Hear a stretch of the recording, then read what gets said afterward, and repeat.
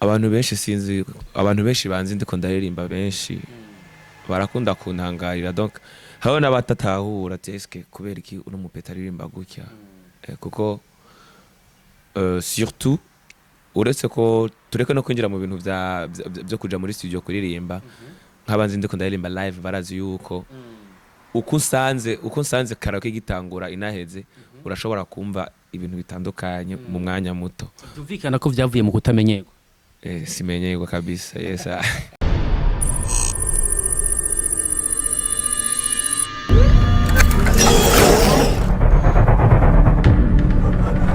Yes, reka dusubire turamutse abakunzi ba Niocell TV nkuko twama twabibakoreye nta kindi twiyemeje no kurondera aba artiste batandukanye ba hano iwacu bariko barakora bariko bavyifatamwe neza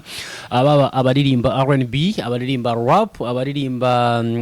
mu migwi ndangakaranga izo style zose zishoboka zihari tutegereza kugira gute gushikaho basanzwe bari kugira ngo tubabereke mu bamenye hanyuma tunabumva canke tubereke ibyo basanzwe bakora kandi bimeze neza. Edison ndayahoze kwa kundi nyene murabizi iyo nashinga kuri mic nta kindi nkora atarugira gute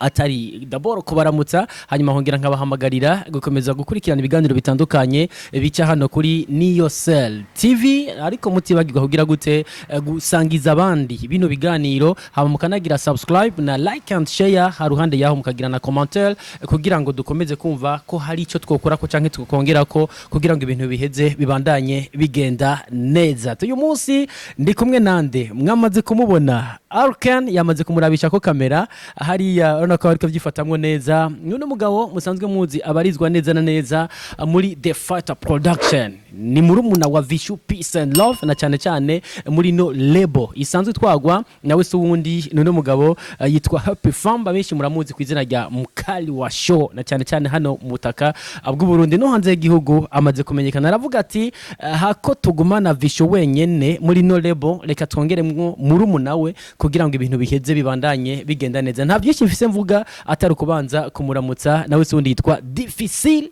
5G ibirenze kuri ivyo araza kubitubwira. Difficile nizere ko meze neza meze neza sana kweli sinidoga kabisa ibintu bimeze neza cyane imbere yuko twinjira mu idonido tangururamutse abakunzi ba TV Niocell TV Niocell TV abakunzi bayo ndabaramukije cyane ngira n'ubwa mbere nciyeko ubwa mbere wiciyeko mbere ya ndabaramukije cyane hama no ndabasaba kubandanya mu bakurikirana sana n'abantu bakomeye cyane sa okay urakoze cyane. Difficile 5G yo bija hose nturamara imyaka myinshi muri game nico gituma abakunzi bo muziki y'u Burundi bifuza kumenya Difficile 5G ninde. Difficile 5G no muririmbyi aririmba donc indirimbo donc no compositeur donc indirimbo ziwiwe akongera kairimba live music no musore w'imyaka 25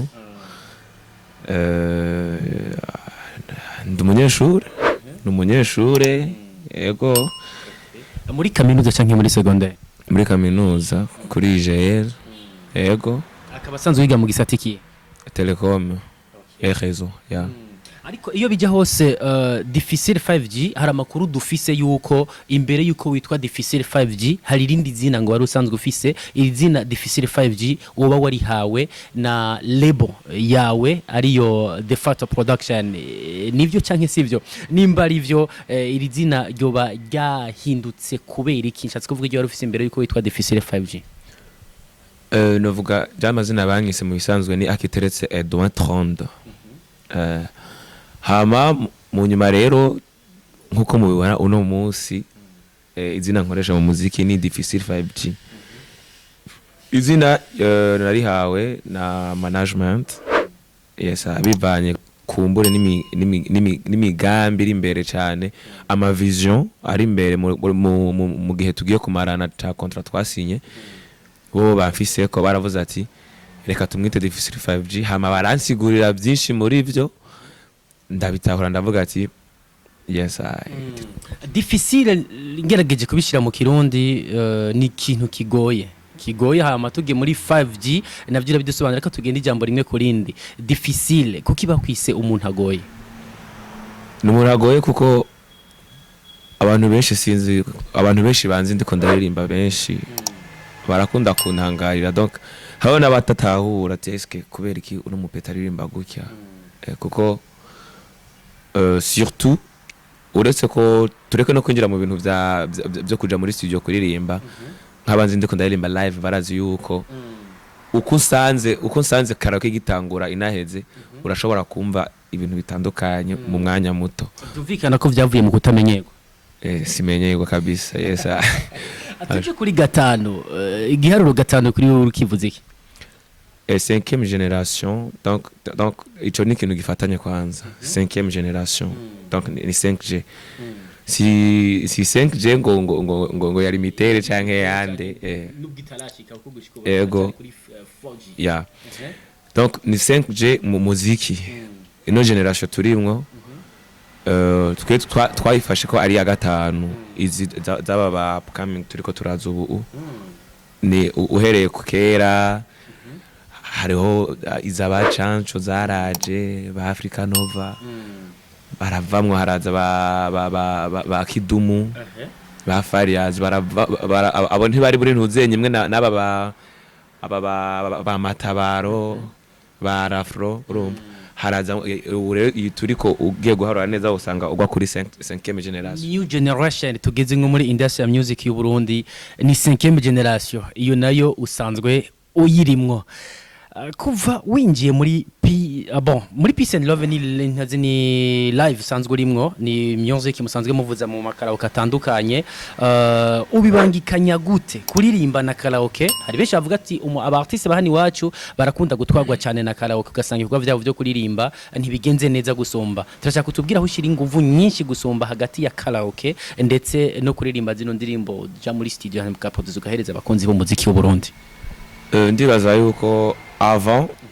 nararirimba indirimbo zimwe hari zamenyekanye hari zitamenyekanye kandi narakora karaoke mugabo novuga yuko inguvu nyinshi narazishira cyane muri karaoke mugabo ubu kuva aho ntangoye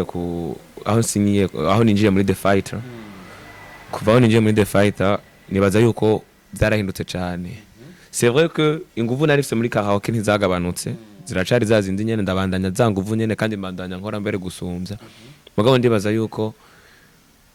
ni ibintu binibonekeza cyane igihe maze ntanguye ndibaza nta gihe kinini kihaciye biraboneka yuko cyane inguvu nyinshi ndiko ndazishira muri studio uriko urazishira muri studio gusumba muri karaoke urinjiye mu mugwi udasanzwe canke muri label idasanzwe ya The Photo Production ubuzima bumeze gute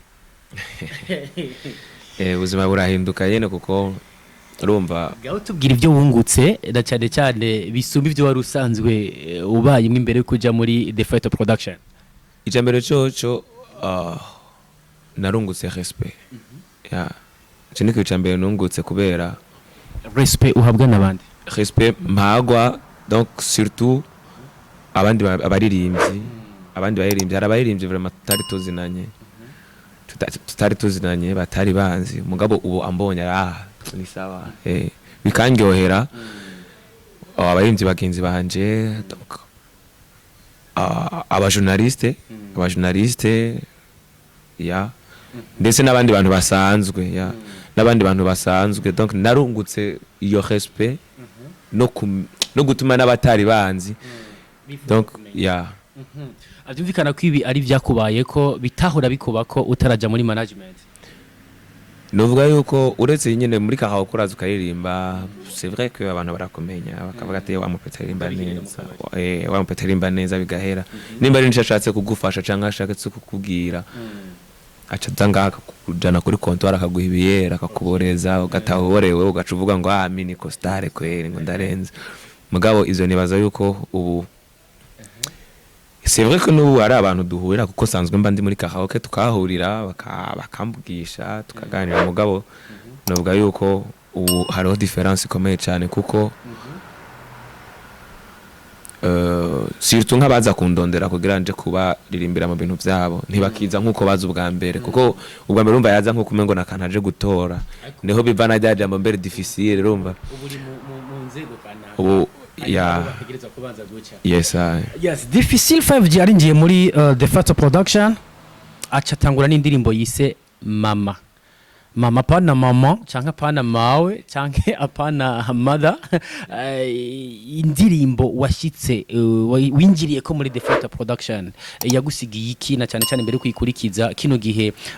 ubona yakiriwe gute n'abakunzi b'umuziki w'u Burundi canke ubuzima bwahindutse gute biciye ku iyo ndirimbo wari ukoreye muri the Fata production ku ncuro ya mbere ivuze iki rya ndirimbo canke izokwibutsa iki muri kazoza indirimbo ya mbere nasohoye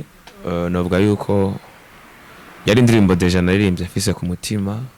mutima cyane kuko naririmbiye umuvyeyi kandi murazi yuko umuvyeyi ni ikintu gikomeye cyane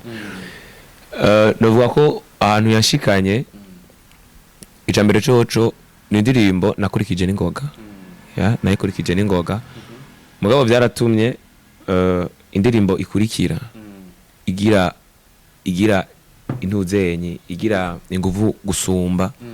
kuko iyakurikiye yaragize inguvu gusumbya mama mbere wanashima mugabo kubera ko mama nayo abantu benshi bari bayikunze benshi bari banyotewe igikorwa gikurikira kuko benshi baravuze amajambo menshi ku ndirimbo ya mbere bavuga kubera kutangure ku ndirimbo nk'iyi kubera ko imeze ukuntu nibaza ibibazo bitari bike naravyishuye ndibaza ntandwe haciye indwi imwe kuko indwi imwe canke zibiri bien ikirasohoka donc mama rero yaratumye donc indirimbo ya kabiri igira force cyane kuko ni indirimbo mama yavugishije abantu benshi bamwe bakavuga nabi abandi bakavuga neza mugabo ndibaza yuko ibiri imbere nivyo bihinda kurusha mugabo ndibaza yuko entre yuanje vraiment yaragize icyo imaze cyane ni difficile 5G kino gihe aharugwa ku indirimbo zine muri the Fata production nimba ntihenze mama hama bien ndetse na mapenzi matamu hamwe na amahoro tugaruke cyane ku ndirimbo y'amahoro abana bariye baravuga yuko utandukanye gato n'ayandi matitre tumadimisi tumenyereye mu ndirimbo za new generation cyangwa 5e generation nkuko wavuze ati niyo 5e generation ndimwo hari sano bifitaniye nakakera cyangwa ushobora kuba wumviriza abartiste bakera cyangwa ukagira uti imbere yuko nsohora indirimbo hari uwo manza kuganiriza kugira ngo ibanze isohoke to cyangwa tubwire iyo uri kurandika indirimbo ni kihe gicapo utangura kubona cyo Burundi canke nuwihe muntu utangura kubona ukagira ati aya majambo ariko azanana muri source ya kana cyane mu artiste bakira kwera tukireje kura umuntu wandika biratandukanye cyane na matitre canke amajambo tumenyere muri new generation je mu bisanzwe ukuntu usanzwe nandika iyo niyandikiye en fait iyo niyandikiye kuko zose zindaziyandikira iyo bishitse nkiyandikira rero indirimbo ndirimba ikintu fise ku mutima ikintu kiri ku mutima yiwanje simvuga ngo ngurumva ngo ngira niyumvire ngo ngira nicare ngo niyumvire ngo nandike ngurumva ndabanza nkandika kwanza ibintu niyumvamwo jewe bindimwo jewe hama nkaza kwipanga mu nyuma donc hari ukuntu bapanga indirimbo nkaza kwipanga mugabo nkabanza kwandika ibintu mu jewe niyumvamwo muri jewe ibintu biri ku mutima yiwanje nico gituma kenshi uzosanga n'indirimbo jewe ndiko ndayiririmba urumva ko naho yo bidatambitse naho yo batari iki urumva yuko harimo presence ya emotion y'ivyo ndiko ndaririmba parce que mba ndiko ndirimba ibintu mfise ku mutima wiwanje Vichou agira uruhara rungana gute mu ndirimbo zawe na cyane mbere yuko zisohoka Vichou araraba ama arrangement donc turafashanya twese nyene mugabo hanini araraba ama arrangement donc tukafashanya no kwandika tugakosora ibintu twanditse abona ati bimeze nawe akavuga ati reka tugire uko dusozera kino kiganiro tugiye kurangiza umwaka wa 2020 twongere dutangura umwaka wa 2021 message ohereza abakunzi b'umuziki w'u Burundi irangiza umwaka na cyane kuko ni wakoze nk'ibikorwa bitandukanye hanyuma n'indi message ohereza abakunzi kandi b'umuziki w'u Burundi canke abarundi n'abarundikazi mu mwaka wa 2021 na cyane ku cyo bemerera uno mwaka kwanza ndashimira Imana kuko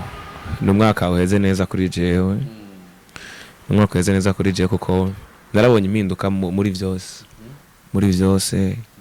mu muziki, mu buzima mbayemwo hose ndiko ndabona impinduka ikomeye cyane. Murabona yuko n'ibikorwa bihari kabisa bimeze neza kandi ndibaza no mezi 3 ahejeje uno mwaka ndibaza yuko ibikorwa byari bihari mwarabibonye. Ndashimiye abantu cyane abafans banje. Hari abantu bamba hafi kweri. Abo n'abantu ntazi vraiment usanga baguma banyandikira ku mbuga nyene nkoresha nyene ngurukana bumenyi. Bakanyandikira bakambwira ama felicitation bamwe bakampa n'impanuro. Ya ndabashimiye cyane. Yego ndabashimiye cyane hama icyo ndabemere muri 2021 naco je ndibaza yuko uno mwaka uheze sinovuga ngo hari ibintu byinshi cyane byabaye akana kabaye akantu gato kabisa. Kabaye akantu gato kuko nagiye gutangura umwaka uheze mugabo no mwaka tugiye gutangura ndibaza yuko si nivyo nibaza edere nivyo ndabemereye kuko n'ubu deje ndafise ibikorwa byinshi cyane. Dufise ama projet menshi cyane muri The Fight akweri. Ya dushaka yuko 2020 kabisa ebana. Sasa hari abantu benshi bavuze ngo king wa 5e génération bacha bavuga ngo asha. Sasa ndibaza amezi 3 siyashobora kudefinisa